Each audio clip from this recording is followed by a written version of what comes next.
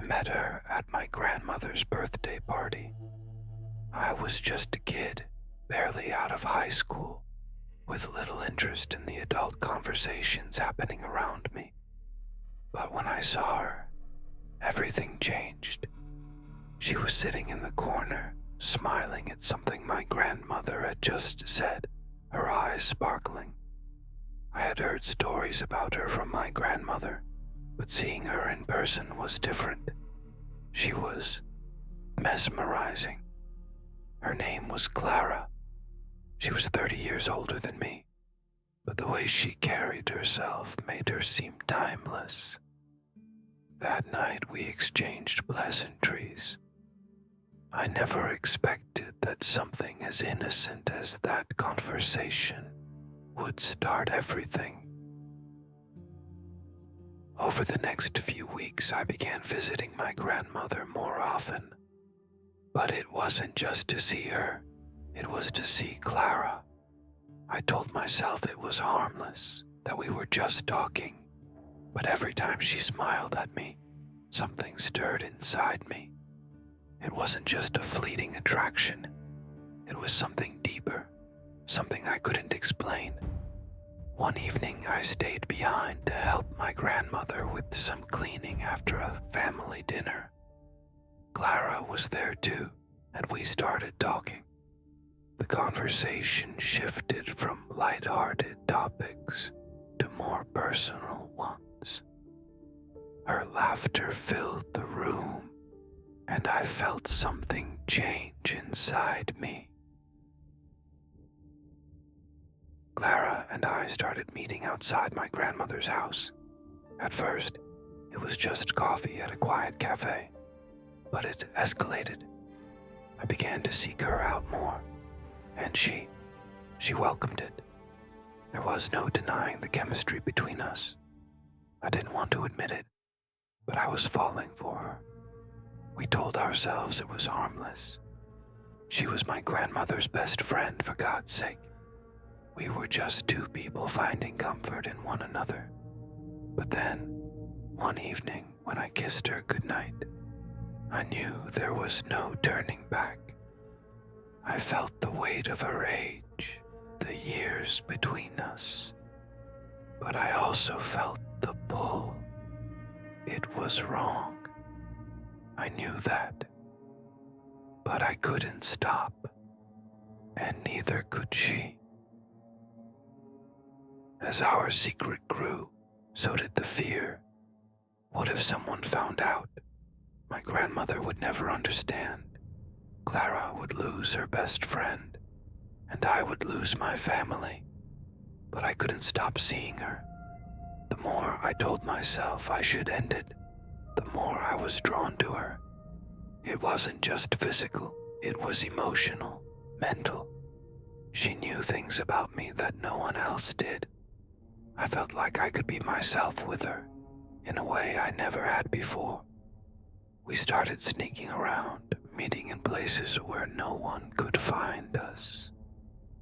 The guilt was suffocating, but the passion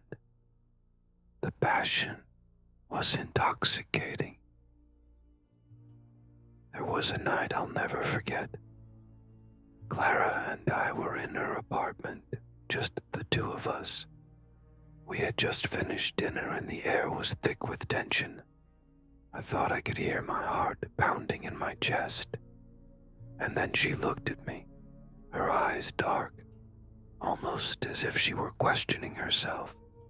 She touched my face, and for the first time I saw the fear in her eyes too. "What are we doing?" she whispered. "This isn't right, is it?" I couldn't answer. I wanted to say something reassuring, but the truth was I didn't know anymore. Everything felt so tangled. Was this love? Or was this just something else? We tried to stop. We did. There were nights where we didn't see each other, but the loneliness was unbearable. We couldn't stay away. It wasn't just about sex or desire. It was about connection. but with every moment we shared, we knew we were digging ourselves into a deeper hole. I started to question everything, my feelings, my future. What did I really want? And Clara became distant at times. She'd pull away, only to pull me back in. I realized she was just as scared as I was, but we couldn't stop. Neither of us could. Every time I visited my grandmother, I felt like a stranger in my own life. She didn't know, and every time she smiled at Clara, I felt like I was betraying her. Clara was always polite and kind to my grandmother, but I could see the unease in her eyes. I knew she was just as torn as I was. The guilt was suffocating, but the moments when Clara and I were together, they made it all feel worth it. For a brief moment, I would forget the consequences, but that moment always ended, and the guilt came rushing back. One day, it all came crashing down. My grandmother, she knew. She had known for weeks. She found a letter, a note, left carelessly on my dresser. It was Clara's handwriting, and my grandmother had read it. The confrontation wasn't what I expected.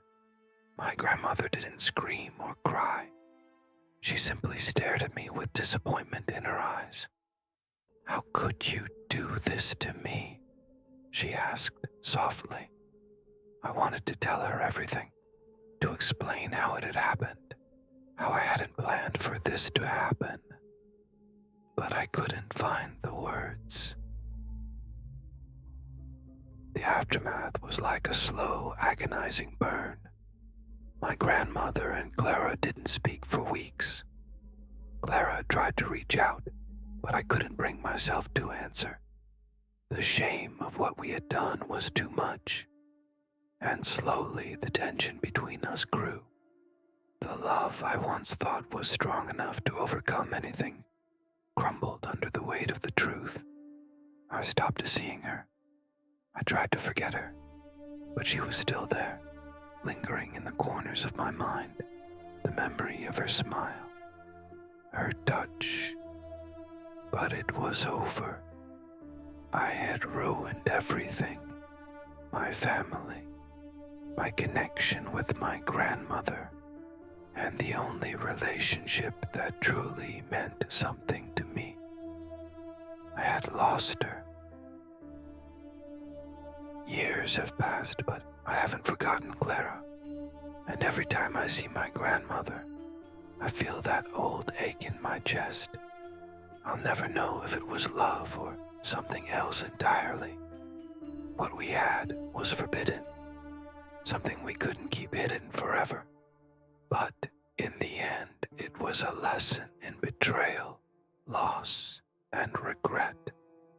I don't know if I'll ever forgive myself, but I've learned that love can come in the most unexpected forms, and sometimes it can tear everything apart. It had been months since everything fell apart. I tried to move on, to forget Clara, to bury what we had under layers of time and distance. But memories have a way of haunting you, no matter how hard you try to escape them.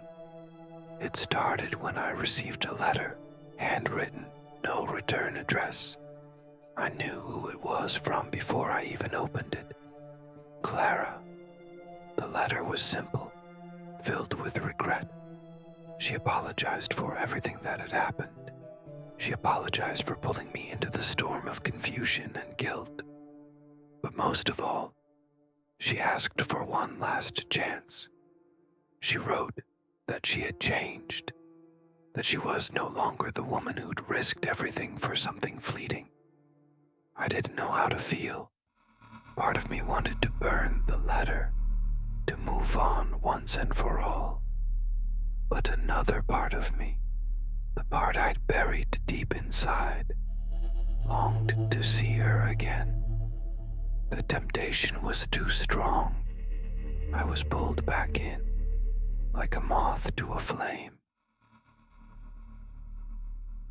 I met her in the same park where we had once sat for hours, talking about everything and nothing.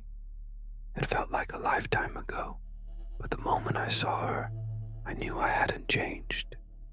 Clara stood there, looking older, more fragile, but there was something in her eyes, something familiar. She was waiting, as though she knew I'd come. "I never stopped thinking about you," she said, her voice trembling. "But I knew this day would come, and I was afraid you wouldn't want to see me again." I didn't answer right away. I couldn't. The weight of everything. My grandmother, the lies, the guilt, the love, was suffocating. But as I looked into her eyes, I realized something. All these months, I tried to forget her, but I couldn't. I hadn't really wanted to. "You were right," I said softly. "This wasn't just a mistake. It was everything." We stood there, facing each other in silence, the city noises muffled in the background. A cold wind blew, and I felt the years between us. But the connection was still there, pulsing like a heartbeat. "I can't promise things will be the same," Clara said, her voice barely above a whisper. "But I promise I'll never hurt you again. No matter what happens, I'll always love you." For the first time in a long time, I felt my heart soften. But as I took a step closer to her, something inside me screamed for caution. Could I do this again? Could I go back to the secret, the lies, and the guilt? I had a choice to make. The decision I made would change everything. Clara reached for my hand, and for a moment, I felt everything could be fixed. But the past loomed large. What would happen to my family? To my relationship with my grandmother? Would I ruin everything again for something that could never truly be? I knew what I had to do. As much as I loved Clara, as much as I wanted to be with her, the consequences were too great. My family would never understand. My grandmother would never forgive me, and deep down, I knew the guilt would never leave me. I let go of Clara's hand, slowly pulling back. She looked at me, confusion and pain written across her face. I took a step back, my chest heavy with the weight of the decision I had just made. "I'm sorry," I whispered, "but I can't do this anymore. Not like this, not in secret. I can't keep hiding, and I can't keep hurting everyone I love." She stood there, frozen, as the reality of what I said sank in. Her eyes filled with tears, and she turned away from me, walking into the distance. I wanted to run after her, to change my mind, but I knew I couldn't. In that moment, I realized that love wasn't enough. Love didn't erase the consequences. Love didn't make the lies go away. And love certainly didn't heal the wounds I had caused. I watched her walk away, the space between us growing with every step she took. And as I stood there, I felt the weight of it all. The love we had, the connection we shared, was over. It was finished.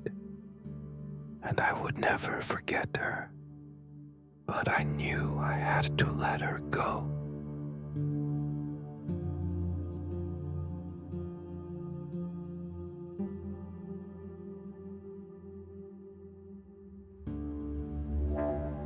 That's all for today. Please leave any comment under the video. It will help our channel grow. If you don't subscribe now, we probably won't see you again. But if you do subscribe, you won't miss new interesting Reddit videos. See you.